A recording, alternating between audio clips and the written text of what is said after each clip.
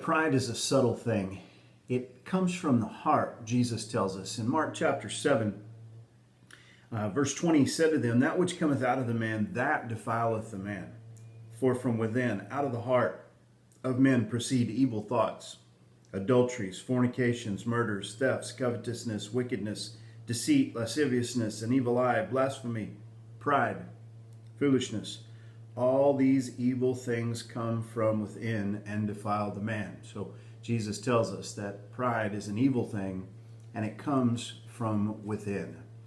One of the ways that pride manifests itself is a spiritual pride, a pride of religiosity or a pride of self-righteousness. And in Luke chapter 18, Jesus tells this parable in verse 9. He spake this parable unto certain which trusted in themselves that they were righteous and despised others.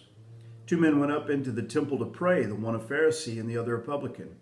The Pharisee stood and prayed thus with himself, "God, I thank thee that I am not as other men are, extortioners, unjust, adulterers, or even as this publican.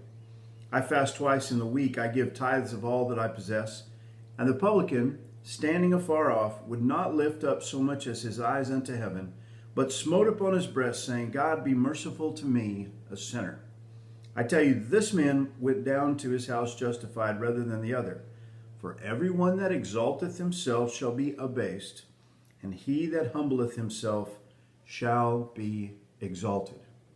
And so we see that Jesus uses this as a contrast for us. Here's this Pharisee. Now, the Pharisees were that group or sect amongst the Jewish people that they viewed themselves as the righteous ones. They're the ones who kept the law. And yet, in his law keeping, this Pharisee had become a self-righteous person. He trusted not in God, but he trusted in himself. It was his religion that was going to save him. It was his good deeds that was going to save him. And he despised others. And he points this out in his prayer.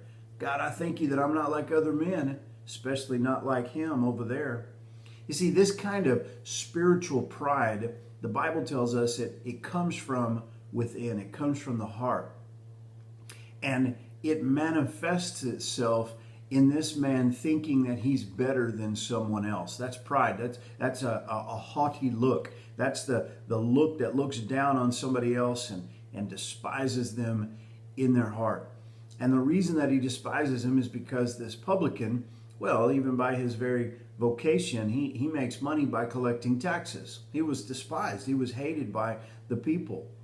But here this man is, and he's crying out for mercy to God. And Jesus tells us, the publican went home justified. The publican went home right with God. Why? Because he cried out for God's mercy. He confessed that he was a sinner. He needed God. The Pharisees basically in his prayer, he doesn't need God. He's got himself. He's got his good deeds. He's got his religion. He's better than other people, at least in his own eyes.